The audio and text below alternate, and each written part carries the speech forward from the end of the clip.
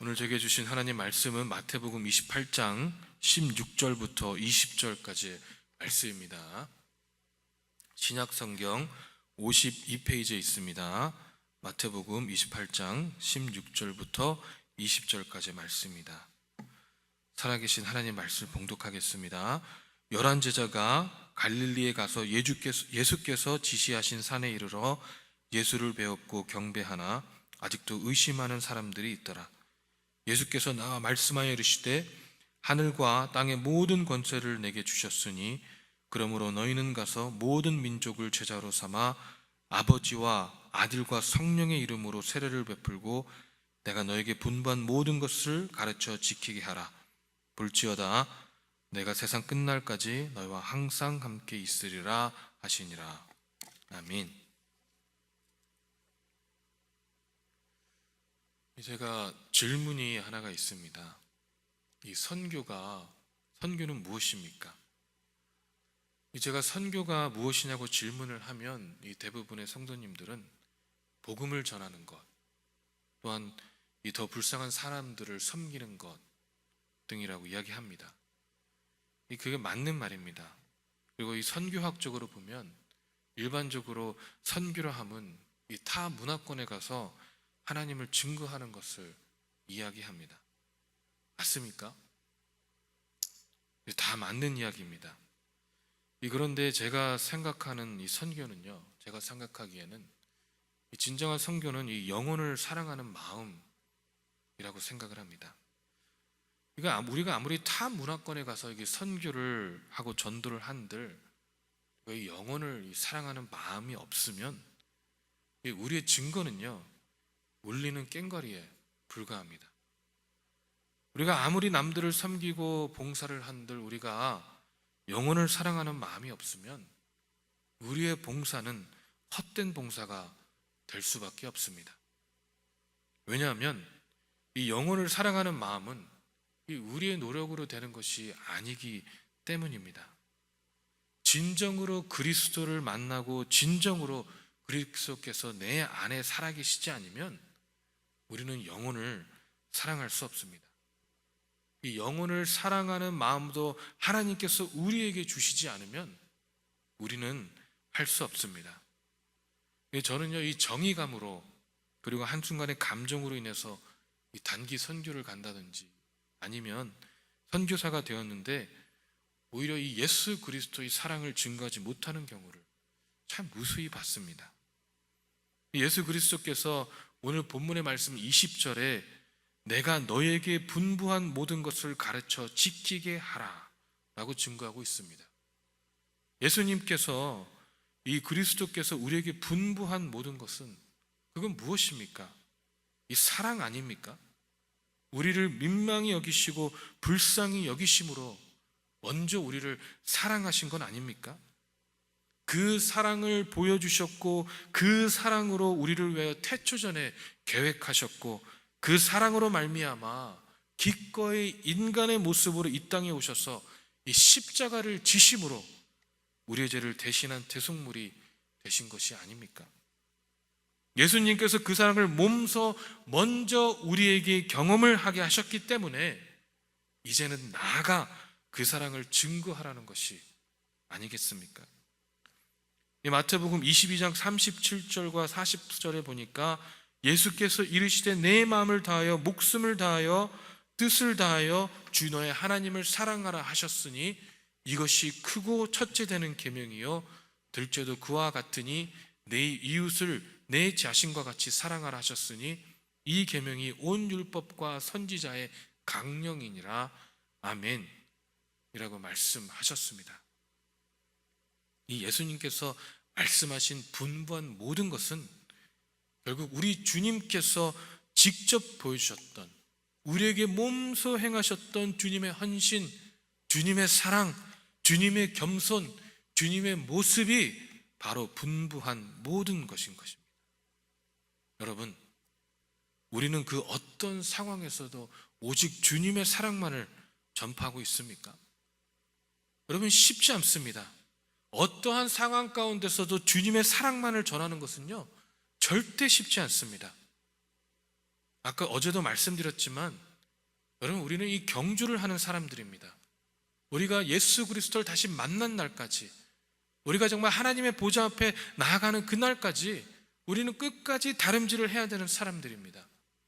여러분, 이 경주를 하고 있으니까 이 순간순간 포기하고 싶을 때가 있지만, 이 장차 하나님께서 우리에게 주실 그 면류관을 바라보면서 이 로마서 8장 18절에 사도 바울이 생각건대 현재의 고난은 장차 우리에게 나타날 영광과 비교할 수 없도다 라고 고백했던 것처럼, 지금 우리의 쉽지 않은 상황들을 이 믿음의 눈으로 바라보고 나아가야 하는 것입니다.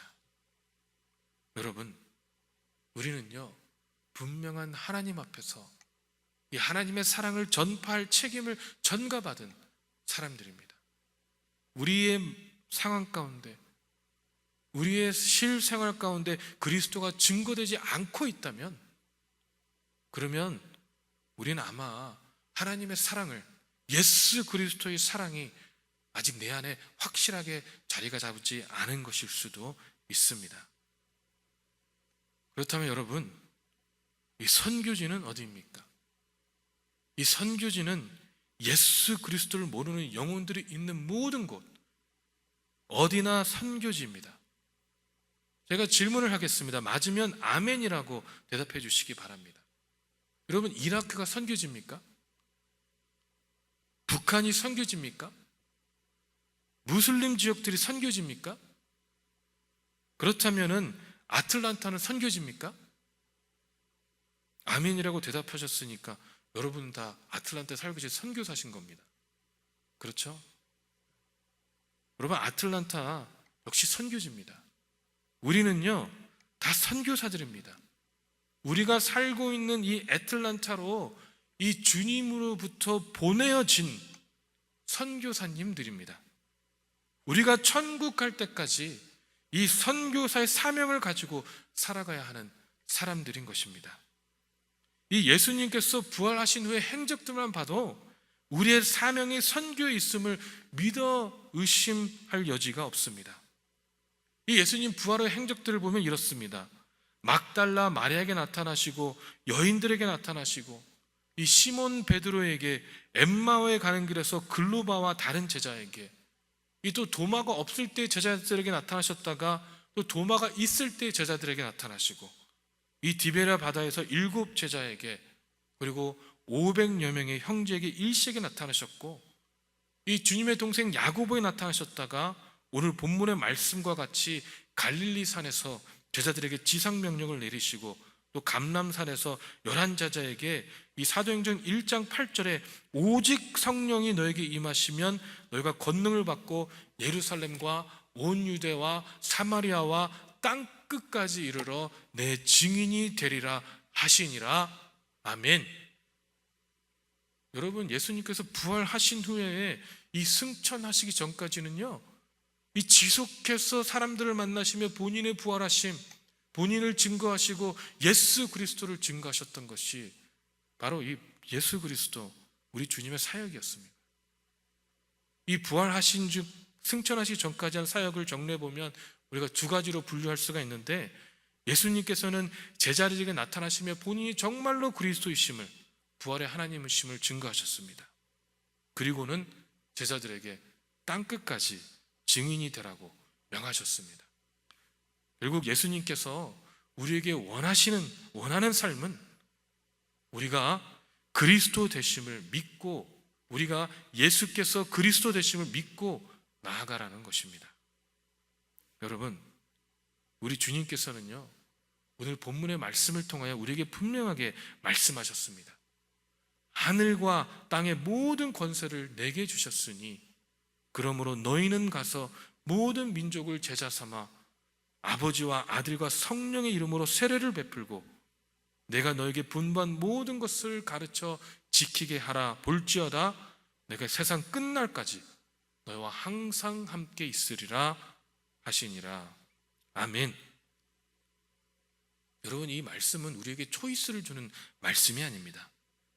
이 예수님께서 이 지상에서 마지막으로 우리에게 하신 말씀이 행복하게 살아라, 돈을 열심히 벌어라는 말씀이었으면 얼마나 좋았겠습니까마는 예수님께서는 우리에게 마지막으로 하신 말씀은 나가서 전하라는 것이었습니다.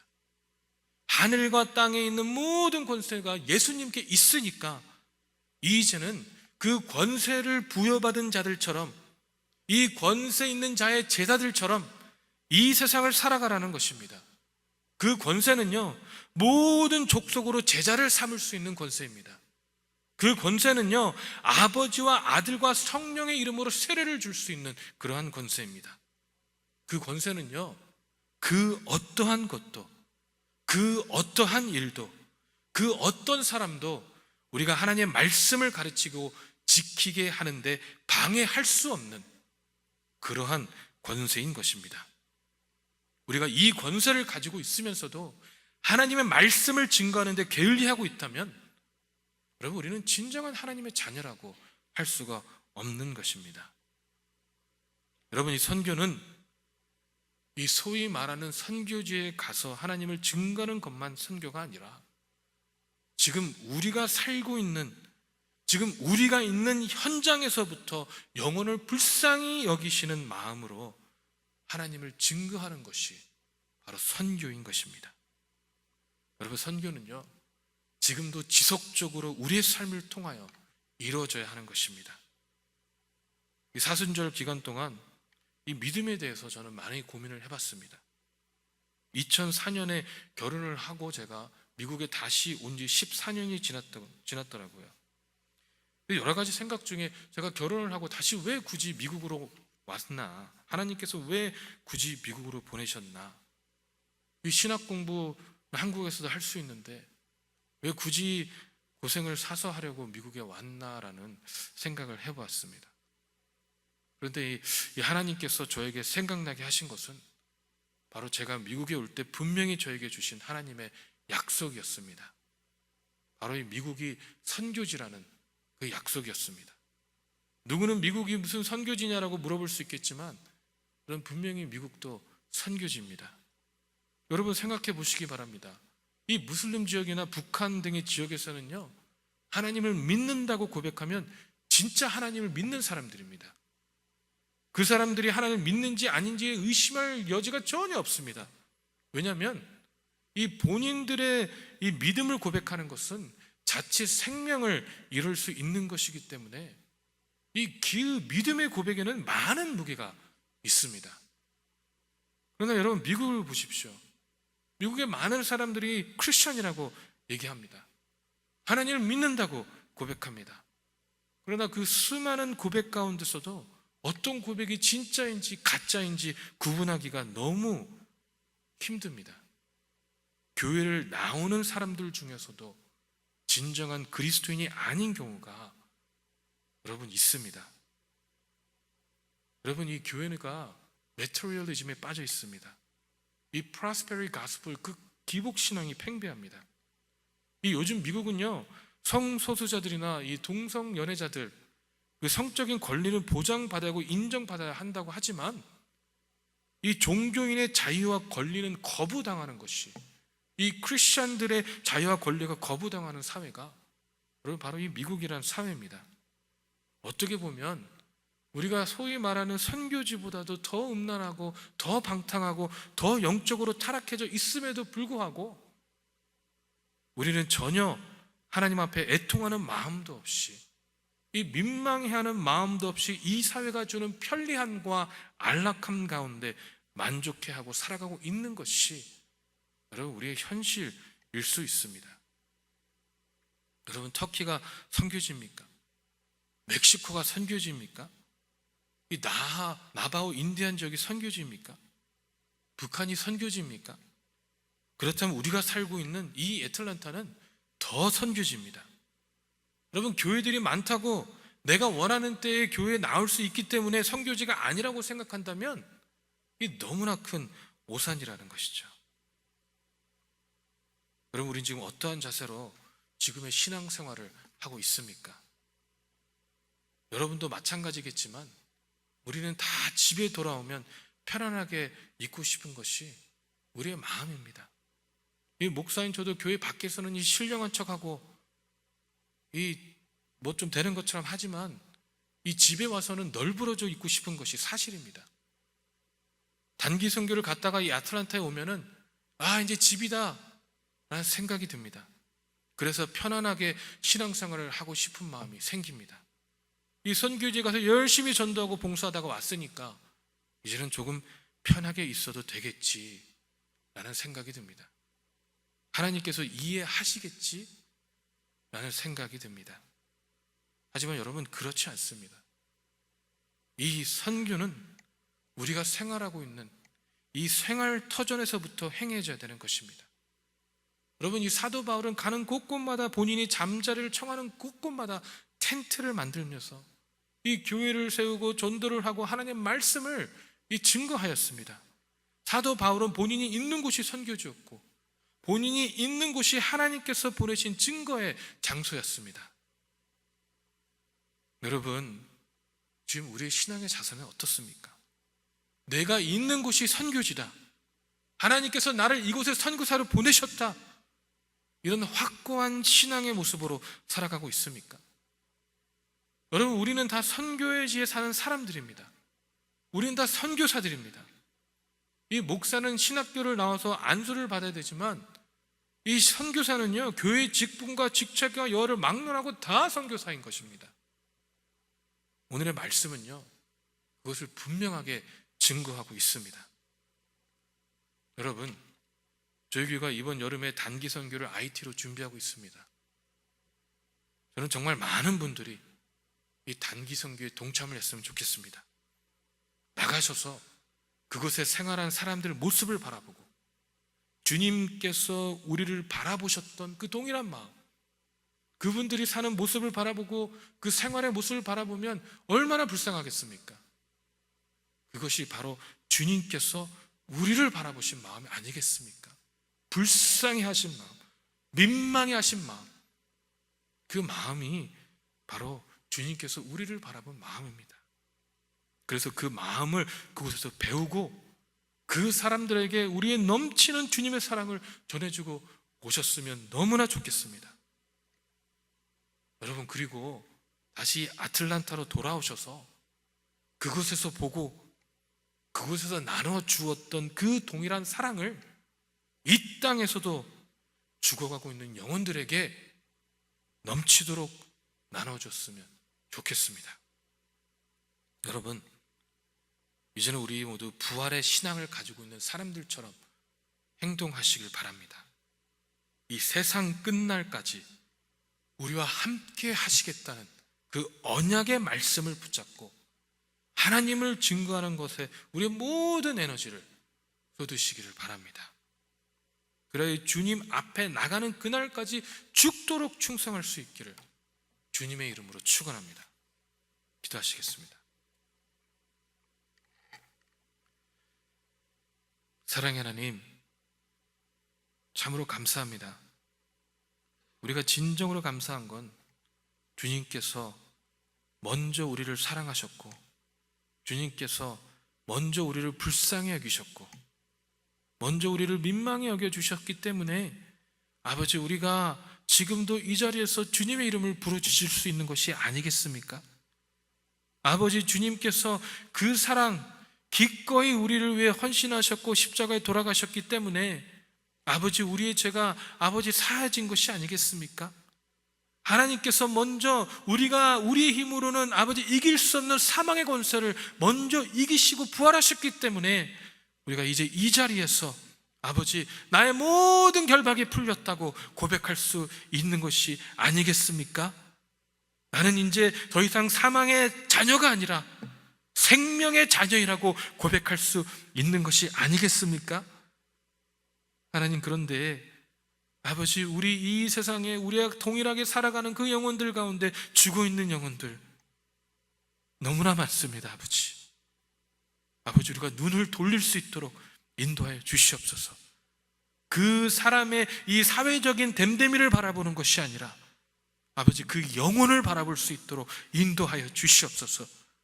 그 영혼을 바라봄으로 그 영혼을 위해 애통해하는, 하나님께서 우리를 바라보며 애통해했던 그 동일한 마음으로 그 영혼들을 위해서 애통해할 수 있는 마음을 허락하여 주시옵소서. 매일매일 삶 가운데서 아버지 더욱 우리 삶 가운데 임재하여 주심으로, 더욱더 우리 삶 가운데 임재하여 주심으로 아버지, 우리가 바라보지 못하는 것들을 온전하게 바라볼 수 있도록, 우리가 알지 못했던 것들을 온전하게 깨달을 수 있도록, 우리가 주님 앞에 내놓지 못했던 것들을 온전하게 내려놓을 수 있도록 아버지 역사하시고 인도하여 주시옵소서. 그런 제일 장로교회와 우리 성도님들 한 분 한 분 될 수 있기를 간절히 소망합니다. 그런 저희들이 될 수 있도록, 부르질 수 있도록 간절히 소망합니다.